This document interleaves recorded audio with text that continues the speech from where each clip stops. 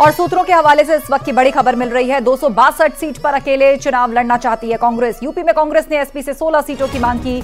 UP में 14 से 16 सीटों पर लड़ेगी कांग्रेस। रायबरेली से प्रियंका लड़ सकती हैं चुनाव, वाराणसी से अजय राय लड़ सकते हैं चुनाव। तो बड़ी खबर आ रही है सूत्रों के हवाले से। 262 सीट पर अकेले लड़ना चाहती है कांग्रेस। और उत्तर प्रदेश में कांग्रेस ने समाजवादी पार्टी से 16 सीटों की मांग की है। यूपी में 14 से 16 सीटों पर लड़ेगी कांग्रेस। रायबरेली से प्रियंका गांधी चुनाव लड़ सकती हैं। वाराणसी से प्रदेश अध्यक्ष अजय राय चुनाव लड़ सकते हैं। तो इस वक्त की बड़ी खबर 2024 चुनाव को लेकर कांग्रेस 262 सीटों पर अकेले चुनाव लड़ना चाहती है। और दूसरी तरफ यूपी की बात करें तो उसने समाजवादी पार्टी से 16 सीटों की मांग की है। तो यूपी में 14 से 16 सीट चाहती है कांग्रेस। इसके अलावा रायबरेली से प्रियंका गांधी चुनाव लड़ सकती हैं, तो वाराणसी से अजय राय चुनाव लड़ सकते हैं। बड़ी खबर 2024 के लिहाज से सीट शेयरिंग को लेकर आईएनडीआईए हमेशा से सवालों के घेरे में रहता है कि गठबंधन के अंदर जो दल हैं, विधानसभा चुनाव के जो नतीजे आए हैं उसके बाद अब 2024 में सीट शेयरिंग का फॉर्मूला क्या होगा। सहयोगी दलों जिनमें आपस में मनमुटाव दिखा विधानसभा चुनाव के दौरान, चाहे समाजवादी पार्टी हो या कांग्रेस हो, अब 2024 के लिए क्या अंडरस्टैंडिंग बनेगी, उस पर कांग्रेसी खेमे से खबर ये कि यूपी में उसने 16 सीटों की मांग रखी है। यूपी में 14 से लेकर 16 सीटों पर चुनाव लड़ना चाहती है कांग्रेस। और देश भर से बात करें तो 262 सीटों पर अकेले चुनाव लड़ना चाहती है कांग्रेस। प्रियंका गांधी रायबरेली से चुनाव लड़ सकती हैं, तो अजय राय वाराणसी से। शिवम प्रताप हमारे साथ फोन लाइन पर जुड़ गए हैं। शिवम, विस्तार से बताइए क्या अपडेट। देखिए, कांग्रेस पार्टी ने लोकसभा चुनाव की तैयारियां शुरू कर दी है। लंबे समय से ये कहा जा रहा था कि कांग्रेस पार्टी जिन राज्यों में इंडिया गठबंधन के बैनर तले चुनाव लड़ेगी वहां पर सीट शेयरिंग कैसे होगी। और उत्तर प्रदेश उस लिहाज से सबसे ज्यादा अहम है। 80 लोकसभा सीटें हैं। उसके साथ साथ सोनिया गांधी की बात करें, राहुल गांधी की बात करें, या कांग्रेस के जो तमाम वरिष्ठ नेता रहे हैं यूपी से चुनाव लड़ते हैं। ऐसे में ये बात लगातार उठ रही थी कि समाजवादी पार्टी कांग्रेस पार्टी को कितनी सीटें देगी और वो कितनी सीटों पर चुनाव लड़ने की पेशकश करेंगे। अब ये कांग्रेस सूत्रों के हवाले से बड़ी खबर आ रही है। कांग्रेस पार्टी ने यूपी में सपा से 16 सीटों की मांग की है। लगभग 14 से 16 सीटें ऐसी हैं जहां पर कांग्रेस पार्टी को लगता है कि 2009 के लोकसभा चुनाव में उनको अच्छे वोट मिले थे और उसके बाद भी पार्टी ने वहां पर अपने संगठन को बचाने में महत्वपूर्ण भूमिका निभाई है। नगीना, बाराबंकी, बिजनौर, नोएडा, फूलपुर, कानपुर, सहारनपुर, बनारस और रायबरेली ये सीटें हैं जहां पर कांग्रेस पार्टी ने अपना दावा कहा है। सबसे बड़ी जो निकल कर आ रही है वो ये है कि नगीना कांग्रेस अध्यक्ष मल्लिकार्जुन खड़गे चुनाव लड़ सकते हैं। ऐसे में इसकी जहां लगातार बात की जा रही थी कि यूपी में अगर भाजपा को इंडिया गठबंधन कड़ी चुनौती देता है तो बाकी राज्यों में ऑलरेडी काफी पसोपेश पड़ जाएगा। ऐसे में अगर मल्लिकार्जुन खड़गे नगीना से चुनाव लड़ते हैं तो न सिर्फ आसपास की सीटें बल्कि पूरे यूपी में जो दलित है वो इंडिया गठबंधन के लिए अच्छा काम करेगा। बिल्कुल बिल्कुल। इस बीच खबर ये भी है शिवम की रायबरेली से प्रियंका गांधी चुनाव लड़ सकती है, लेकिन अमेठी को लेकर कोई चर्चा हुई है क्या अभी? देखिए, रायबरेली के लेकर जिनका दावा है कि रायबरेली से इस बार प्रियंका गांधी का जो लॉन्चिंग पैड होगा वो रायबरेली होगा। इसके पीछे एक बड़ी वजह ये भी है कि वो उत्तर प्रदेश लंबे समय तक उन्होंने रायबरेली जब वो सक्रिय कांग्रेस के तौर पर चुनाव प्रचार था और वो से यूपी के इंचार्ज के तौर पर अविनाश पांडे का नाम आया और प्रियंका गांधी को जनरल सेक्रेटरी विदाउट पोर्टफोलियो रखा गया, तब इस बात की और तस्दीक हो गई कि अब कांग्रेस पार्टी उन्हें रायबरेली से चुनाव लड़ा सकती है। क्योंकि रायबरेली से सोनिया गांधी चुनाव लड़ती नहीं, लेकिन बीते दिनों तेलंगाना और कर्नाटक कांग्रेस ने ये दावा किया था कि अगर वहां पर सोनिया गांधी चुनाव लड़ती है तो इन दो राज्यों में जहां कांग्रेस फिलहाल मजबूत तौर पर उभरी है, कर्नाटक और तेलंगाना, वहां पर पार्टी को बड़ा फायदा होगा।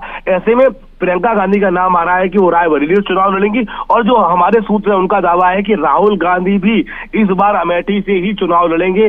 पार्टी के जो थिंक टैंक है और पार्टी के जो जमीनी संगठन है उसको दोनों जगह पर रायबरेली और अमेठी में मजबूत किया जा रहा है। अगर सोनिया गांधी तेलंगाना से चुनाव लड़ती है तो कांग्रेस पार्टी को लगता है कि तेलंगाना और कर्नाटक में बड़ा मार्जिन रहेगा पार्टी का और पार्टी को उसको फायदा मिलेगा। ऐसे में रायबरेली के लिए चूंकि परंपरागत सीट रही है न सिर्फ कांग्रेस की बल्कि गांधी परिवार की, ऐसे में स्मृति ईरानी के सामने प्रियंका गांधी को चुनाव लड़ाकर पार्टी वहां पर विजय हासिल कर सकती है और वहां पर अगर पार्टी अपना किला बचाने में बातों को लेकर मंथन किया जा रहा है और ये सोर्सेस के हवाले से बड़ी खबर आ रही है। आप नजर बनाए रखें। जानकारी के लिए शुक्रिया आपका शिवम। और नववर्ष में वाराणसी में श्रद्धालुओं का सैलाब उमड़ रहा है। बाबा विश्वनाथ के दरबार से गंगा घाटों तक श्रद्धालुओं और सैलानियों की भीड़ लगी है। लोग गंगा नदी में डुबकी लगा रहे हैं और हर हर महादेव के जयकारे लगाकर पूजा पाठ कर नए साल का स्वागत कर रहे हैं।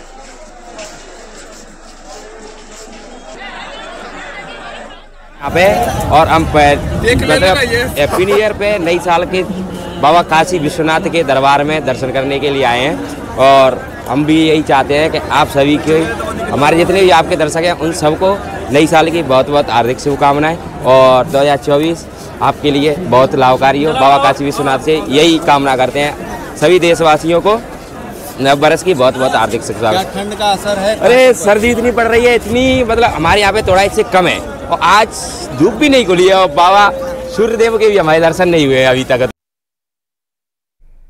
और मथुरा में भी लोगों ने मंदिरों में जाकर भगवान के दर्शन कर नए साल की शुरुआत की। देश के कोने कोने से पहुंचे श्रद्धालुओं ने भगवान कृष्ण के दर्शन किए। प्रार्थना कर रहे हैं कि सबके लिए, हमारे देश के लिए, सबके लिए नया साल शुभ और खुशियों भरा हो। आप भगवान के साथ नया साल मनाने आए हैं? जी। क्यों आए हैं, किस लिए आए हैं?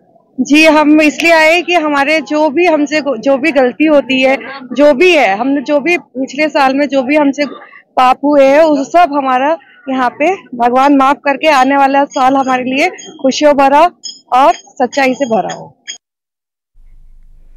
नए साल को लेकर बाराबंकी के पौराणिक लोधेश्वर महादेव मंदिर में भी आस्था का सैलाब उमड़ पड़ा है। शिवलिंग के जलाभिषेक करने के लिए लोगों की लंबी कतारें लगी हैं। आसपास के जिलों से लोग इस भीषण ठंड में भी अपने आराध्य देव महादेव के दर्शन और पूजन के लिए देर रात से ही मंदिर परिसर में जमा हो गए। ऐसी मान्यता है कि नए साल पर भोले बाबा से जो भी मन्नत मांगेंगे वो जरूर पूरी होगी। नए वर्ष से तो हर साल आते हैं, लेकिन यहाँ आने का एक अलग मान्यता रहती है। थोड़ा सा यहाँ आने से अपना अध्यात्म की ओर जुड़ना हो जाता है और इसी से हमारी पहचान भी जुड़ी हुई रहती है, तो इससे और हमें जानकारी प्राप्त होती है। ब्रेक के बाद बढ़ते हैं आगे। मऊ पुलिस ने एक युवक को तमंचे के साथ गिरफ्तार किया। ये युवक अपनी प्रेमिका से मिलने के लिए घर से निकला था, तभी कोतवाली पुलिस ने उसे तमंचे के साथ गिरफ्तार कर लिया। दरअसल कोतवाली पुलिस ने संदिग्ध समझकर उसे रोका और तलाशी में उसके पास से तमंचा मिला। पूछताछ में आरोपी ने बताया कि वो अपनी प्रेमिका से मिलने जा रहा था। युवक पर करीब आधे दर्जन से ज्यादा मुकदमे दर्ज हैं। यही नहीं, उसके भाइयों पर 20 से ज्यादा केस भी दर्ज हैं। ये आज रात को हमारे उप निरीक्षक VT रंजीत विश्वकर्मा के साथ होकर हम राह और लेपर लोग रात गश्त में थे। एक लड़का VT चौराहे के पास संदिग्ध दिखाई दिया, उसको चेक किया गया तो उसके पास से एक 315 का एक कट्टा नाजायज और एक कारतूस बरामद हुआ, जिसका नाम रोहन वर्मा है उर्फ रोमी ठठेरा पुत्र कन्हैया। ये हनुमाननगर VT का निवासी है। एशियाई शेरों के सबसे बड़े आशियाने के रूप में दुनिया भर में मशहूर इटावा सफारी पार्क में नए साल के मौके पर बड़ी तादाद में पर्यटकों की भीड़ नजर आई। पर्यटक शेरों को देखने के लिए पहुंच रहे हैं। सफारी प्रबंधन ऐसा मान के चल रहा है कि नए साल के मौके पर करीब 3000 के आसपास पर्यटक इटावा सफारी पार्क पहुंच चुके हैं और ये सिलसिला लगातार जारी है। इस सफारी में जो पर्यटक आ रहे हैं वो बेहद गदगद नजर आ रहे हैं।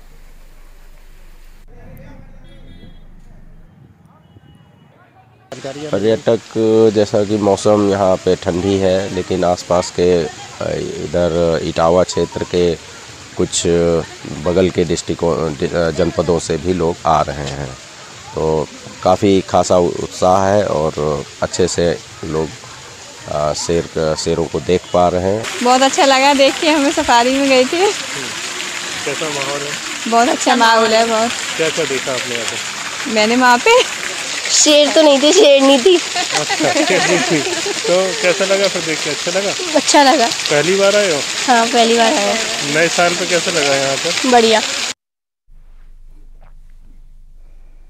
संगम की रेती पर 14 जनवरी मकर संक्रांति से शुरू होने वाले माघ मेले की तैयारियां तेज हो गई हैं। माघ मेले में आने वाले साधु संतों, श्रद्धालुओं और कल्पवासियों की सुरक्षा के लिए पुलिस फोर्स भी तैनात की जाती है। इसके लिए हर साल माघ मेले में रिजर्व पुलिस लाइन भी बनाई जाती है और साल के पहले दिन पुलिस कमिश्नर रमित शर्मा ने Magh Mela reserve police line और पुलिस प्रशिक्षण शिविर का शुभारंभ किया। इस मौके पर माघ मेला ड्यूटी में आए पुलिसकर्मियों को उन्होंने ब्रीफ भी किया। संपन्न कराएं। हर आदमी को अपने एरिया ऑफ रिस्पॉन्सिबिलिटी के बारे में ज्योग्राफिकल अवेयरनेस हो और सिचुएशनल अवेयरनेस भी वहाँ की रहे कि वहाँ कौन कौन व्यक्ति नया आया है, कौन कौन पहले से व्यवस्थापित है, ये सारी जानकारियाँ रहें। ये सभी को एक मूल मंत्र दिया गया है कि पहले के जितने भी मेले हुए हैं उसमें पुलिस के प्रोफेशनलिज्म और उनके व्यवहार की बहुत तारीफ हुई है। तो अब ये बेंचमार्क को ध्यान में रखते हुए आगे हमें और अच्छा परफॉर्म करना है।